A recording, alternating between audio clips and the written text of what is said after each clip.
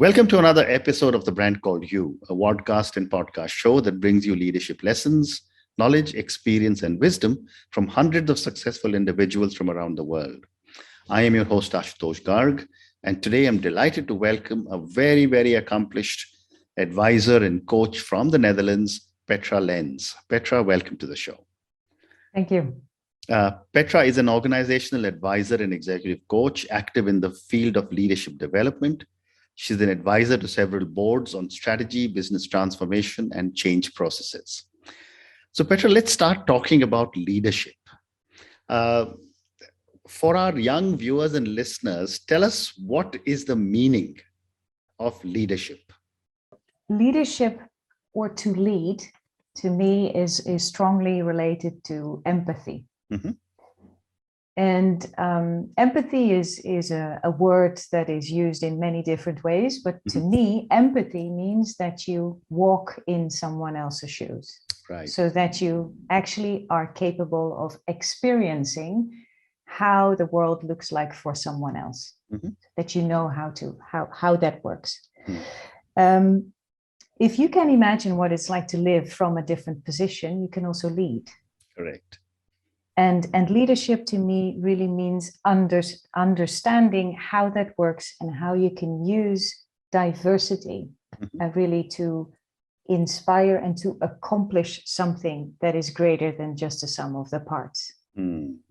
So you understand what makes other people tick, and above all, you dare to stand up and to live in line with your values and to lead in line with your values. So leadership also means that you have to be very much aware of what your values are.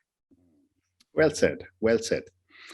And, there are leaders and leaders and leaders, different kinds of leaders. But I wanted to ask you, in all the work that you do, what are some of the leadership challenges people face? And how have you addressed these? And I'd love to get you some examples without names, of course. One of the leadership challenges that I have found myself, but also in coaching others, is feedback. And feedback is something that everyone wants to receive. At least that's what we all claim. I need feedback, and but actually, when push comes to shove, it's not really a given. You don't really. You want certain feedback, but not all types of feedback. Correct. And I'm convinced that leaders, the challenge that leaders face is that because of their position, assuming that we're talking about leaders in the C-suite, right? Because of their position, there is hierarchy in there, so people automatically don't give feedback anymore. That's just how the world works. Absolutely. And one of the challenges that I have dealt with is one that is culturally related. As you may or may not know, you just talked about having a Dutch connections. In the Dutch culture, it is very common to voice your opinion. And also to voice your opinion about others.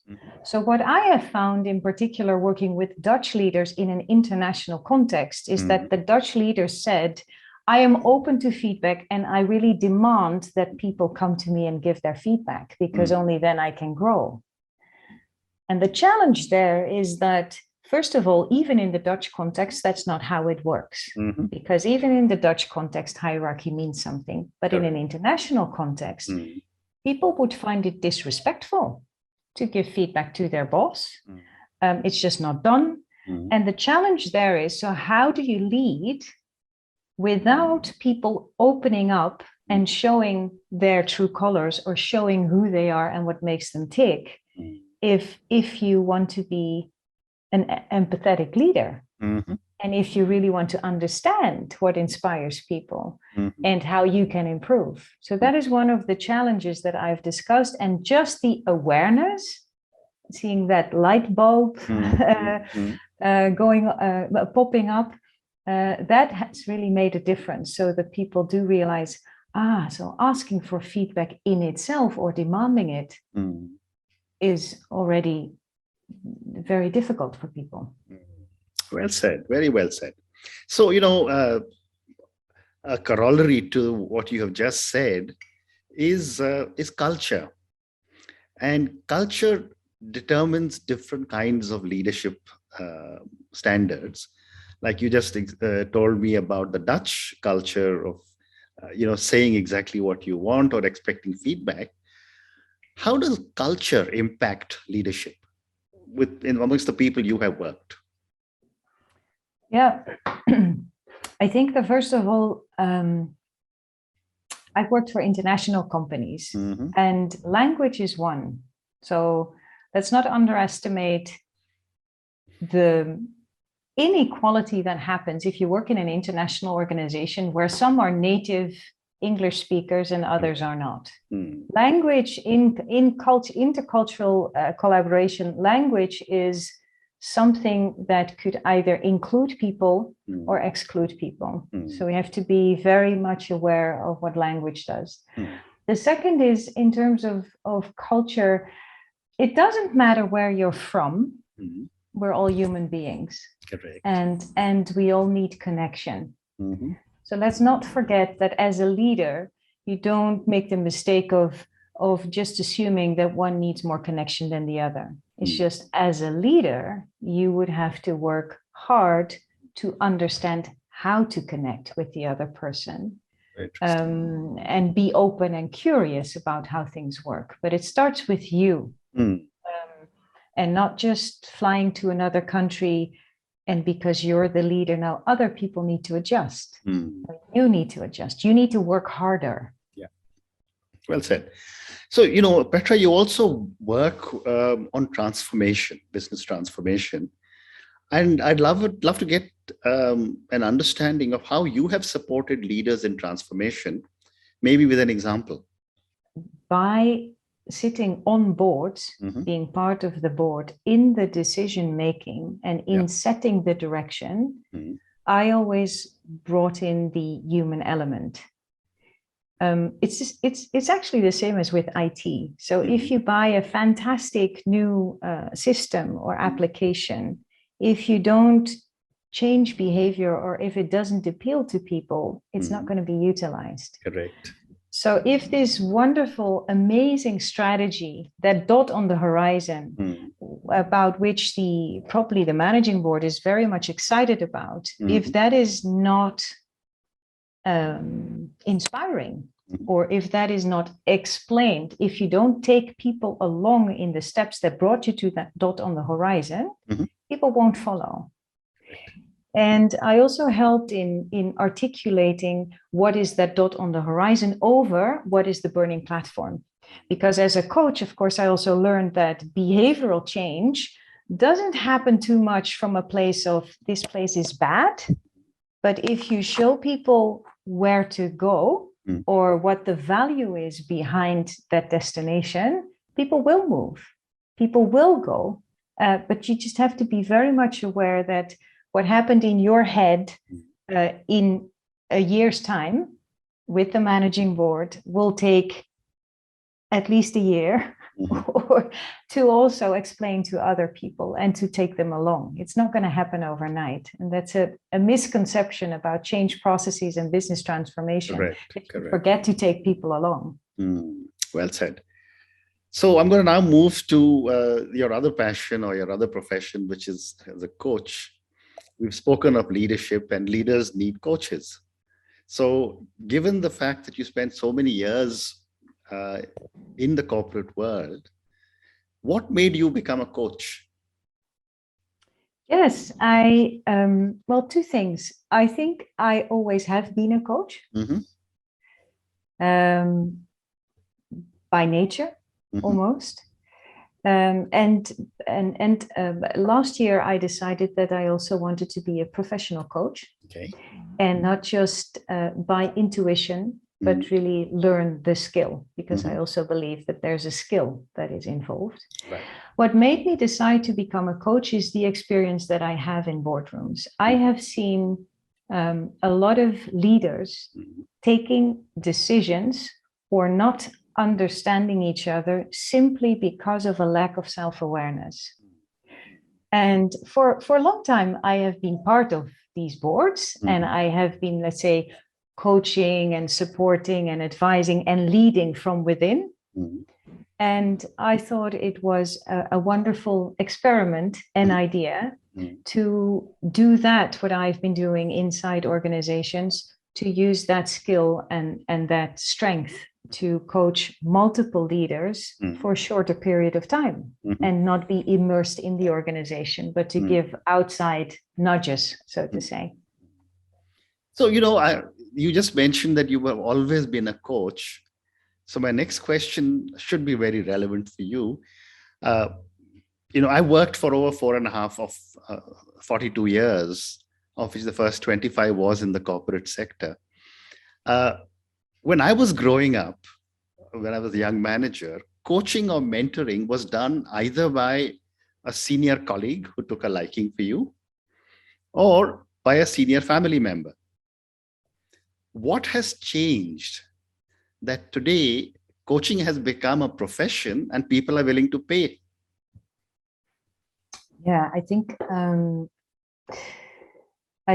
that what has triggered it most, and let's for a minute put aside the pandemic, right? Yeah. Let's for a minute put aside the pandemic. But what has happened is the acceleration, the pace at which our world is changing. I read somewhere in an interview with the Google Director of Engineering that people that are 10 years today, who will be 60, will be experiencing the change that we experience in 10 years, I think in one day or so. Wow. So the pace is rapid. And what people fear is that if I don't keep up with this pace, I will become obsolete. So that is one. That's why coaching has become important. But to come to your point of, it used to be family members or it used to be a senior colleague. I think that the difference between having a senior colleague, which would mentor you, and a senior family member with whom you have a relationship, a personal relationship. The difference between that and coaching is that a coach has a relationship, but is solely focused on the coachee and being a vehicle, like a sports coach, being a vehicle to hold up the mirror, to give feedback, and also sometimes to give, let's say, feedback or to share experiences that people might not like to hear. I mean, it's not always, it's the same as with that leader that I just spoke about. It's not always nice to hear from a coach what the coach is experiencing. So the reason why it's grown so big is, I think, also because of the time that we're in. Very interesting. And, I've spoken to many coaches and mentors. A lot of people say there is a very fine line that divides coaching and mentoring. Yeah. I'd love to get your perspective. The fine line is that in mentoring, you would share your wisdom and experience. And it's assumed that you are, let's say, a master. It's almost like an apprenticeship, that you are a master in a certain work area and you share your experiences. With the aim for the mentee to learn from that. A coach doesn't do that. A coach, or should not do that, in my opinion. A coach doesn't share his or her experience or wisdom. A coach is there to work with the coachee, and the wisdom is inside the coachee. It's just that the coach reveals the blind spots and the things that are hidden. And if you work with a coach, they would, let's say, address that with you. Very interesting. Very interesting. So my next question is that how long should a coaching association be? There are many opinions on that. I'm committing myself to the code of ethics from Ashridge in the UK, and also to the European Mentoring and Coaching Council. And there it says that the coach works with the client for as long as change is happening. Okay. And assuming that that will end after a couple of sessions. And in my line of work, it's usually 4 to 6 sessions. If after 3 sessions, we don't see any progress, you address that, you figure out together with the coaching client why, what the reason could be. And then you decide whether to stop the coaching trajectory or to continue in a different way or to adjust. There are also other contracts. There are sometimes contracts in which you have like an ongoing coaching relationship with leaders that on a monthly basis come to you with a particular topic which they would like to discuss in one session. That's a different kind of contract. Okay. So there are many opinions, there are many ways of working. The most important thing in coaching is that you are very clear about the contract. If you don't lay that foundation, you get a diluted trajectory, and you really need to be very clear together about that. Fascinating. And my next question, Petra, is that a lot of coachees wonder, do I have the right coach?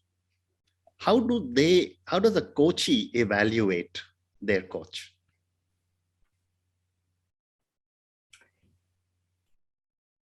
Interesting. If a coachee wonders, do I have the right coach?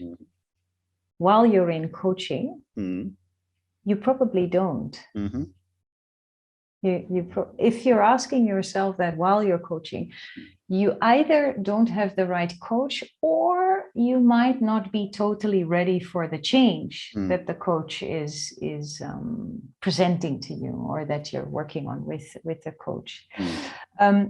Typically, I would say that one of the major success factors in coaching is the relationship between the coach and the coaching client. The skill of coaching, the knowledge, knowing how to work with a client is, of course, important, and that has ensures some type of, let's say, quality. But some research has shown that the relationship is more important than that. Well said. Well said. So you would know if you have a good coach if you know and if you see that the coach has, let's say, professional distance on the one hand, but a good relationship on the other. There needs to be some sort of click chemistry. If there's none and you're annoyed by your coach, don't go there.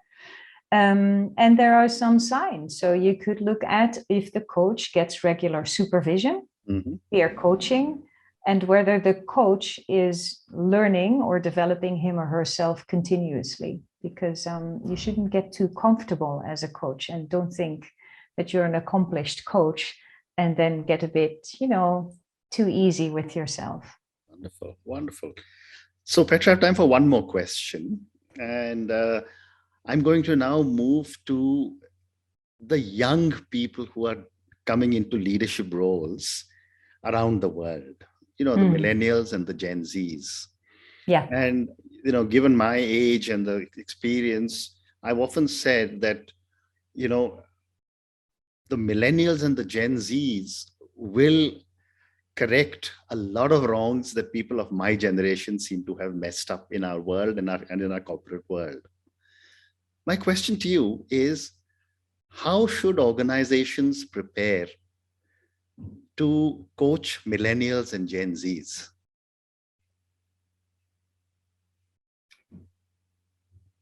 That are employed by them in their workforce. Correct, absolutely. Yeah. I think what is most important is that we find a way together to make their voice heard. Because in the end, you can disagree or you can be angry at the previous, let's say, your generation, and maybe rightfully so. But if we don't find a way to connect, let's say, the insights from current and new, and in that way also be open to diversity, as well for our generation as well as them, it's going to be very difficult. So how could organizations coach millennials is to stand up, have the courage to speak out. For the ones that are in charge, listen. One of my mentors once said, you should have big ears and keep your mouth shut. Listen first and then speak. So listen and find ways to have meaningful dialogue. I think that is most important, and realize that the expectations in one way or the other that rest on that generation are huge. There are huge expectations on these people, and the burnout rates are going through the roof because of all the expectations that are on them. So also be kind and be patient. Well said. Very well said. Petra, on that note, I just want to say thank you so much for speaking to me. Thank you for talking to me at such length about leadership. And I could see there's a lot of expertise you have on leadership. Thank you for transitioning from the leadership discussion to coaching and sharing your deep thoughts about coaching and what can be done about coaching across organizations. And finally, thank you for your amazing points about how to be able to integrate millennials and Gen Zs into organizations through the expertise of coaching. Thank you again and good luck. You're most welcome. Thank you. Thank you. Thank you for listening to the Brand Called You videocast and podcast, a platform that brings you knowledge, experience, and wisdom of hundreds of successful individuals from around the world. Do visit our website www.tbcy.in to watch and listen to the stories of many more individuals. You can also follow us on YouTube, Facebook, Instagram, and Twitter. Just search for the Brand Called You.